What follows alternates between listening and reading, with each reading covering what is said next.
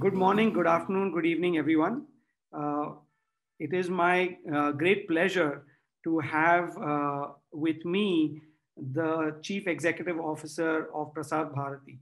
Uh, Now, you'll all be wondering that how is it possible that such a young looking person is there as the CEO of Prasar Bharati and also our classmate, Shashi Shekhar Vempati.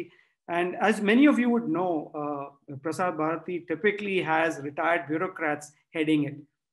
We grew up to Doordarshan quite a bit, and also grew up to that music, various songs, various programs that evoke nostalgia. And as we come to the 25th year of our reunion, I think nostalgia is a big part of it. So I think with the perspective of bringing in young blood, they've brought in the youngest CEO of Prasar Bharati, who's also not from the bureaucratic cadre. And I think that's a very interesting perspective. Just like our other classmate, Viral Acharya, who also was joined in as the youngest, I think Shashi also has the other youngest attached to him. So without further ado, Shashi, welcome to this conversation. And I think first start with, what is your role really? I think everyone wonders, what does the CEO of Prasar Bharati actually do? Thanks. I'm very excited to join this morning. And so to your question on what exactly does Prasar Bharati do? So Prasar Bharati is India's public broadcaster. So to give an American example, this is like the Indian equivalent of the Center for Public Broadcasting, which then manages PBS and NPR and so on. So that's the equivalent. It came into existence in 97. So before that, Doordarshan and All India Radio were government departments. So in 97, after an act of parliament was passed in the early 90s, this was created as an autonomous corporation, and it manages both the TV network of DD and the radio network of AAR. So in that sense, the CEO is basically running the entire public broadcasting network. So to give a bit of a context to what Jay was just now mentioning, that traditionally this role was managed by retired secretaries to Government of India.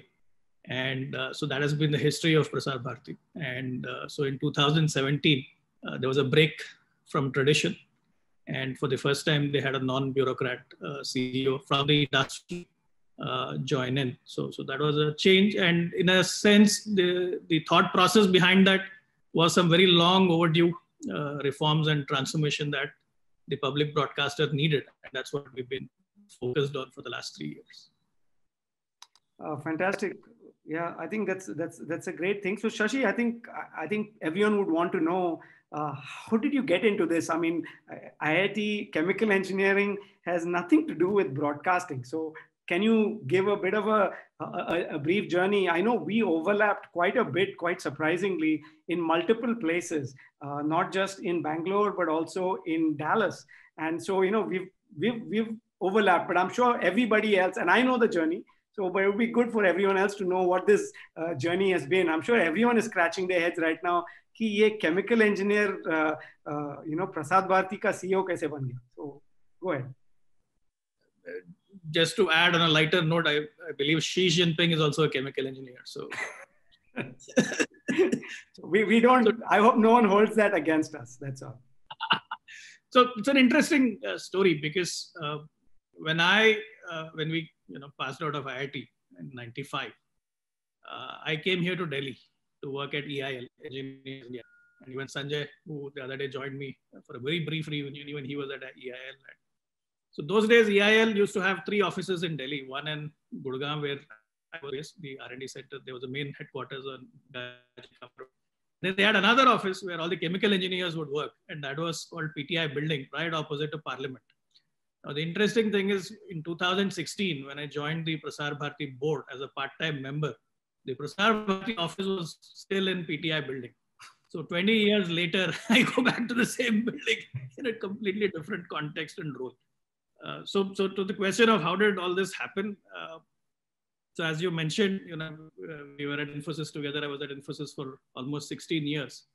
Somewhere around 2004, I had, started this political blog, which kind of became an outlet, sort of parallel career that was evolving, perhaps even not even intentionally, it was happening subconsciously, I guess.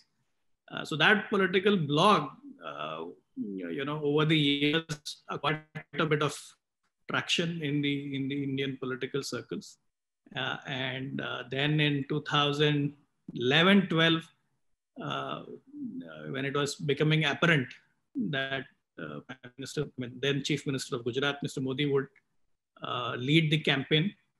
So that was when I returned back to India, quit Infosys. We created this digital media startup called Neeti Digital. And thanks to another IIT Bombay alumnus, very illustrious one, Rajesh Jain, who was the founder. So Rajesh has been a very good mentor, guide over these past few years. So I would attribute a lot of this transition to him. He was very passionate about the change that India needed. So we created Neeti Digital, and it played a very crucial role in the campaign running up to the 2014 elections. So that was how my whole drift from the tech sector to digital media and with an overlap with public policy and politics happened. And then in 2016, they asked me to join here. So I was a part-time member for a year.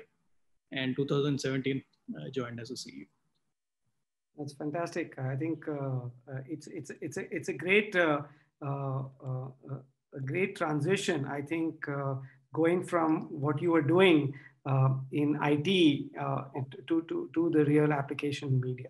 So of course, the question then that comes to my mind is, what do you think were the challenges? I mean, at the end of the day, we all like to believe that the education or what we got at IIT actually prepared us for what we are doing today and trying to impact people's lives. So what do you think was there in IIT that, what is it that you remember now that you say, that thing helped me deal with this particular problem I'm dealing with today? Can you talk to that? And then also talk about what are the interesting challenges that you face now in your current role, which has harks back to that particular point in time where, challenges are there in everyone's lives at every point in time. So what are the similarities or differences across these two periods of time? In fact, I think the IIT experience, that young age, those formative years, really prepare you to deal with the unknown. Because often I see that whenever I look at either my kids, several of my colleagues or staff, and people that I've interacted with over the years, often we get very challenged by the unknown, and we have no idea, how to go about it, and that sort of, becomes a huge. It draws you down, it weighs you down, and it doesn't let you take on new things, take on new challenges. I think what I recall of the IIT experience was that we were just thrown into the water and go figure it out how to swim. Right? Because if you don't swim, you're going to sink. And that happened practically at every stage, right? Be it the seminar, be it the projects. Even the PAFs, for example, none of us had any clue how to do performing arts. And to go from there and, really create those fantastic performances. So what the IIT training, irrespective of the discipline, gave you was that confidence that you will figure it out. You will figure things out. It doesn't matter, if it is something that you've never done before. It doesn't matter if it's a completely new terrain. It gives you the confidence that this is how you need to go about it, and you will ultimately get there. Of course, there will be challenges. Of course, there will be unknowns. I think that grounding actually helped a lot, because if I look at my career over the years, especially at Infosys, where we did so many different things, so many different industries, so many different domains and different problems. I remember especially one particular incident. This was in 99, 2000, when Infosys had incubated a startup then called OnScan, which then later on became OnMobile, a separate company. So this was in the early days of OnScan, and we were pitching the idea to various clients. So I had to go make a presentation in Chicago at Motorola headquarters. And I was barely 3 years into Infosys.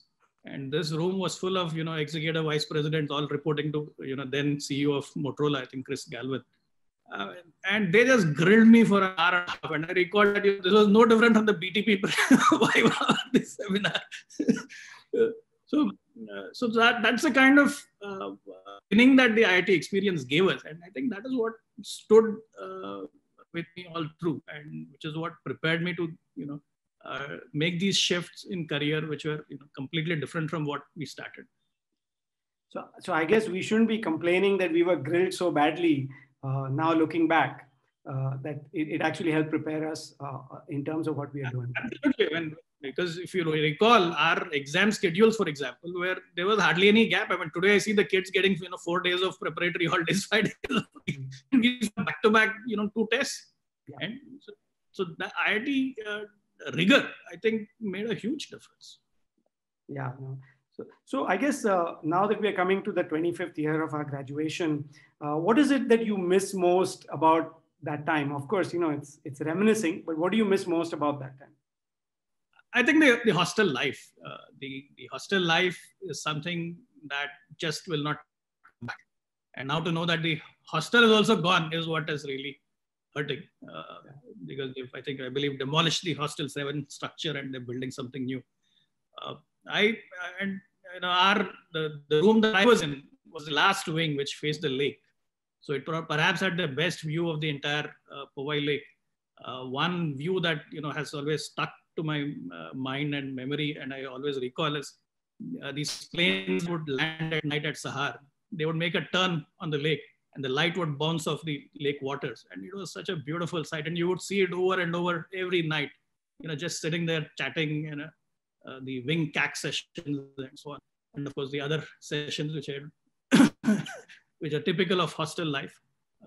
So I think that is that experience is something that's definitely missing, and those relationships and those bonds, I think, play a role. And you mentioned how we overlapped at various points in. So when I look back, I think IITians and IIT have played such a key role that I've had. In fact, I was very lucky to say that at every point I had a IIT Mumbai alumnus influencing my decisions, be it from EIL to Infosys. When Sanjay was the key instigator, he forced me to apply. Then, we met at Infosys, we stayed together. Then later on over the years, Rajesh, who, got me into this whole thing, this big shift.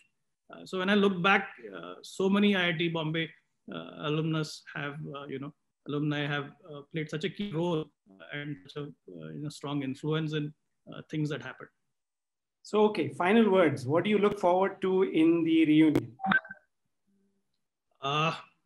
Just looking back, recalling all these memories and connecting. I think that is one thing that we probably as a batch need to do, because I remember when I was in Infosys in Bangalore, there was an IIT reunion at one of the outskirts in Bangalore. And those days I used to have a kinetic Honda. So this was quite fun. 60 kilometers, right? And I drove all the way, and that day the damn thing stopped working. And so there was this batch of 1970 guys who actually helped me fix the damn thing. And the way they were bonding, the way they were all connected, I just felt very envious that, something that is the previous batches had that, our batch also should have. Yeah. So I think that's absolutely right. I think it'll be great to reconnect. Also see the journeys of everyone, see how everyone has got to where they are. And I'm sure it is equally interesting as yours.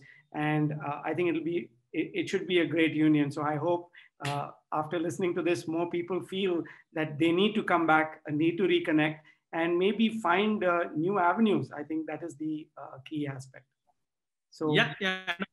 And then we all collectively, I think, give back to this institution, which has really contributed, made such a seminal contribution. It has basically created us what we are today. So.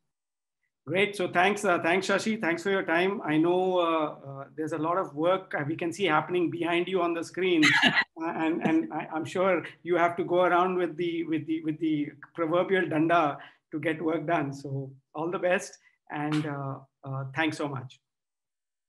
Great. See you soon.